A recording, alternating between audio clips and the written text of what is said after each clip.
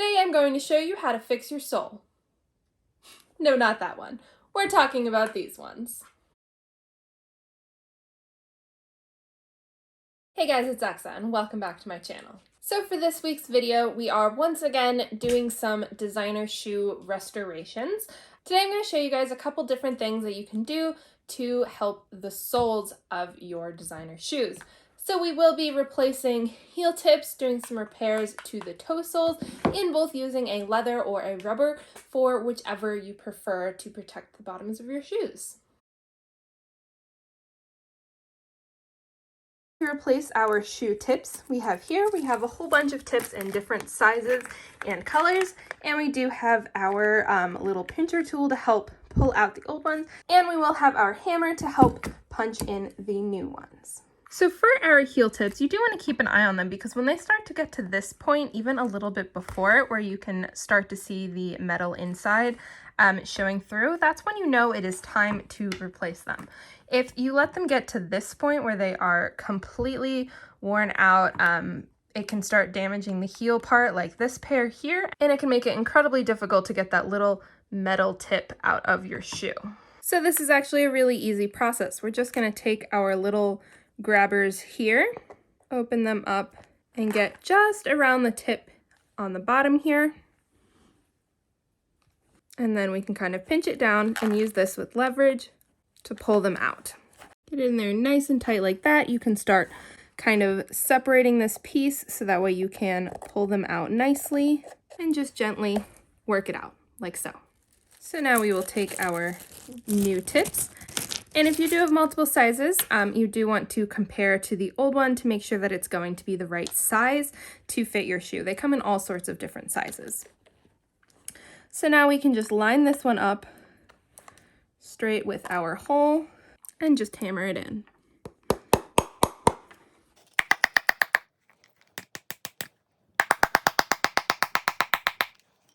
And then you are done. Super easy.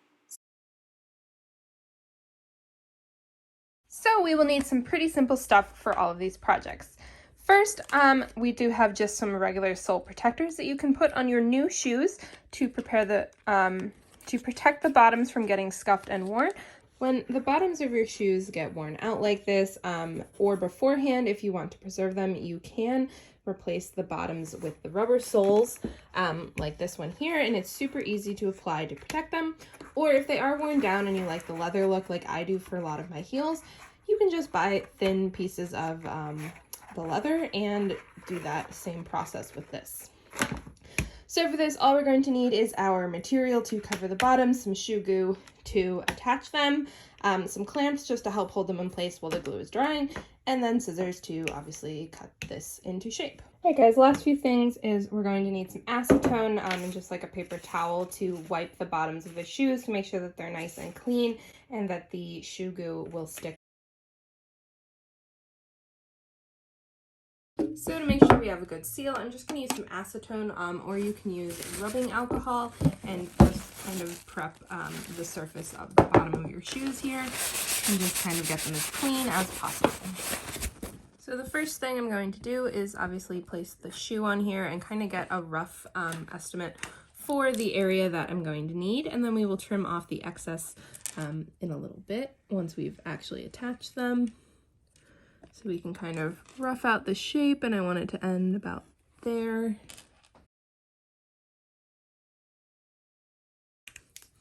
And cut that out.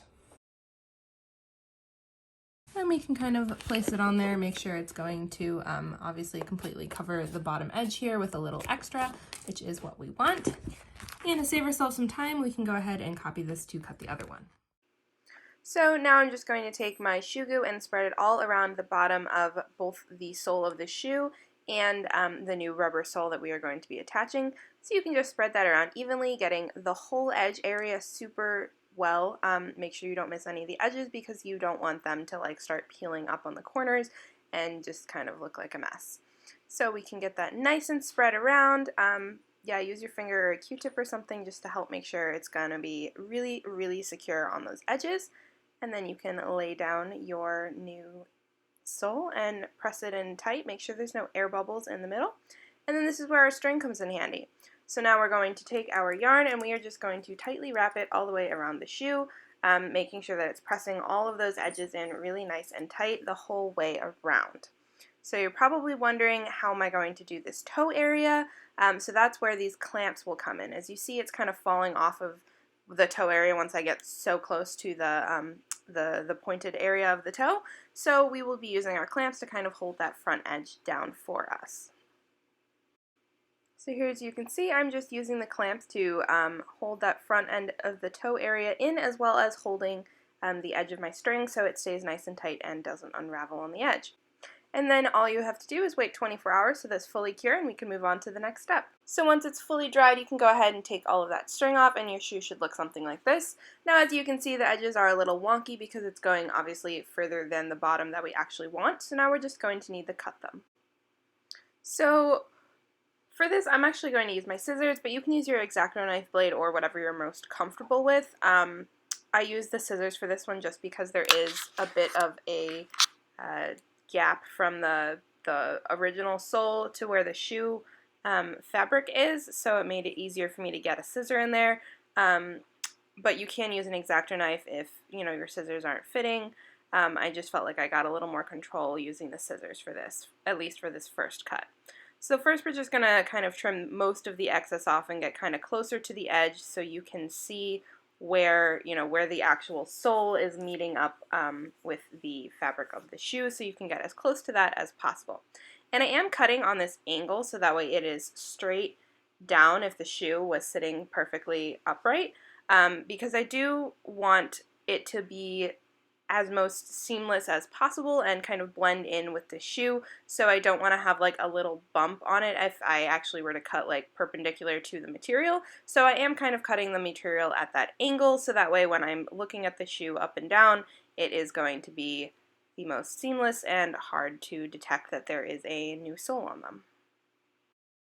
So if you paid attention earlier, then you know that this very back part, a lot of it isn't fully stuck down, which is totally fine. We're just going to trim it where we want it to be, and then we're going to specifically glue that little edge down on its own once we have it perfectly where we want to at the end.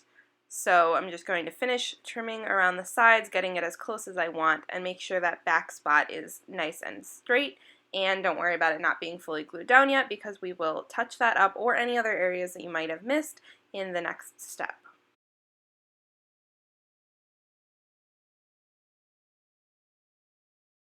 So when you are all done and satisfied, it should look something like this, completely seamless to the rest of the shoe and just blend in perfectly. So now all we have to do is glue down this bottom edge right here and any other spots that you might have missed. So since this is like a long piece, I am just going to take my glue tube and run a bead along it. If you have any smaller like pinpoints, you can use the tip of a toothpick or a Q-tip to help get the glue in place where you need it to be. So we're just going to press that down. Don't worry that some's going to ooze out. That's actually kind of a good thing. It's going to make sure that it is fully sealed. So then we can kind of start to wipe off some of that excess. I might have put a little bit too much on this one here. But then we're just going to take those clamps that we had earlier and kind of help fully press down this last few spots.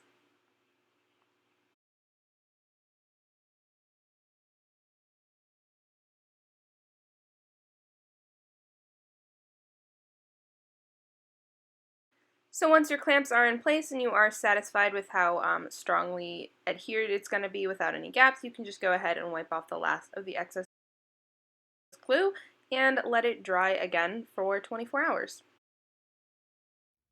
So when you're all done, you now have a beautiful pair of boots that are ready to be worn outside and have nice protective rubber soles on the bottom.